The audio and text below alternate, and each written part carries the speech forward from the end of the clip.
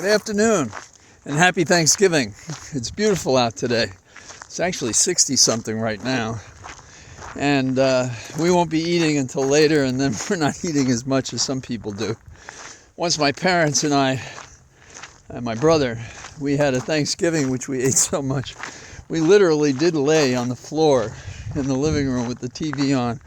And the next year for Thanksgiving we ate half as much. So we're in between those two, somewhere I suppose. The thing about Thanksgiving was when we were little kids, living in New York, we'd go from the South Bronx to Manhattan to the Macy's Day Parade. And you could see these huge floats and so forth. And as a kid, it was very impressive. And looking back on it, my parents, they were good parents. They took us to several of these. And I think I sat on my dad's shoulders, and then when I got a little bigger, my brother, who was 3 years younger, he sat on my dad's shoulders. So I didn't think we'd talk about Cheney today, although I think she is absolutely spot on about making the report about Trump. For Christ's sake, what else is there to talk about? We're going to talk about the security on the Hill. One of the problems here is that, staff wants their piece to take precedence over what's more important. But I'm not going to get into that. The time of the year is a time for joy and pleasure and fun before we return to tomorrow, to the dark battles and the abyss of idiocy that seems to intrude upon a normal life. And maybe that's the way it's always supposed to be. I don't know, there's been a story kicking around in my head, and I'll try not to do it badly because it's been a long time ago since I read it. Nathaniel Hawthorne, imagine him sitting around on Thanksgiving getting ready to tell a story. And he had lots to tell, and he had short stories. And in high school, I read a great number of these. Everybody reads O. Henry and so forth. But Nathaniel Hawthorne was always interesting to me. And once I played Judge Hawthorne in The Crucible, in which he's the judge that sentenced people to death in the monkey trials. Well, not the monkey trials, sorry. In the, what do you call it? The witches' trials in Salem. So, forgive me. So, back to Nathaniel Hawthorne, and they changed the spelling of their names because of Judge Hawthorne in The Crucible. Well, he tells a story, he calls it Heidegger's experiment. Heidegger was an older man who'd had quite a fulfilling life, considered himself somewhat of a scientist, somewhat of a man of letters, and he enjoyed experiments. And so he invited to his house 3 men, all in long white beards, and a woman of about the same age, all white hair. And they came there out of respect for him. One of their number, as I remember, was a politician. But he was past his fame and fortune and past the time when he'd been embarrassing in office. And I guess that's one of the reasons I remember him from back in high school. These are the kinds of guys that I wanted to prosecute when I became an AUSA. In fact, that's why I went to the Southern District. I didn't know if they'd accept me, but they did. So you have these 4 people there, and they say, well, we're intrigued. Why do you have us here? They said, well, I have a little experiment. And he opened a large book, and he took out a frail rose. And he said that this was a rose that 55 years earlier had been presented to him by his then wife-to-be, Sylvia, and he had kept it there ever since. And he asked the woman, what would you think if this rose could come to life again? And she said, well, that's impossible and that's ridiculous. So he took a drop of water from a vase that was on the table, and he put the rose in it, and nothing at all happened at first. But then pretty soon it grew in size from this flake into a lively, dark red, beautiful rose. And they were all astonished, and they assumed it was some sort of trick, and they asked how it was and so forth. And Dr. Heidegger gave no indication what the truth was. So they were all mystified by it. So he offered them glasses of water, and he invited them to have some of the water, the same water that had been used with this flower. And so they did each of them drink of this water. And over time they noticed a change. They were feeling younger. They were feeling more vital. And they wanted to drink more. But he said, no, wait, be patient.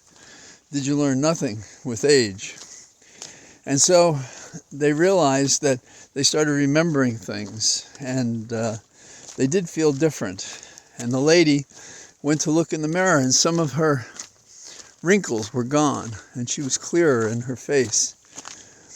And so this went on for a while, discovering these very slight changes from their old age and their white hair. And so he did then let them drink again. And when they drank again, they got younger, and the hair coloring changed. There were now flakes of the color of the hair that they'd had before. And they had more strength, and they felt their flexibility, and they felt better. For years gone by when they were vital and strong and could do things like this. And politicians started talking about ideas and so forth, like the ones he had said years earlier. And so then they had a third helping of the water. And there was slight bubbling came up, like a carbonation in the water. And he admitted that he had gotten it from the Fountain of Youth in Florida. And that what they were sampling was that special water. And that's what was making them younger again. Well, in this third round of this special water, they were adults again. And they were stronger and more powerful, and they were all looking at themselves in the mirror. And the three men now had discovered the woman, what a beauty she had been when she was younger. And they were all making passes at her, and there was confusion and shouting and talking and the kind of competition among men that can happen when there's a woman that catches their fancy. Perhaps like Sylvia caught the fancy of Dr. Heidegger. And so then they asked again if they could have something to drink. And at this point you have to wonder what in Dr. Heidegger's mind was of this experiment. Because with this fourth drinking, they became almost as children. And they got rambunctious, and they kind of struggled with each other, and they bumped into each other. And they were still interested in the now young lady who had once been there with white hair, concerned about her looks. And they were seeing themselves in the mirror in the room.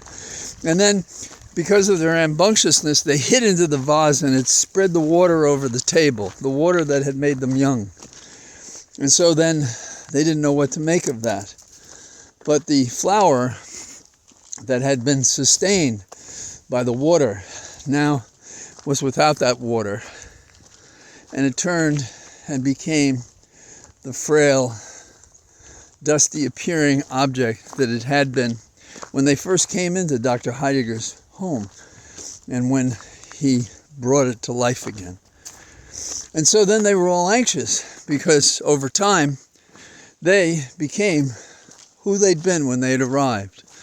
The white hair arrived, the stiffness in their parts became true. The woman no longer had that beautiful visage that she'd seen in the mirror, and she covered her face because she didn't want to see it. And they wanted the water.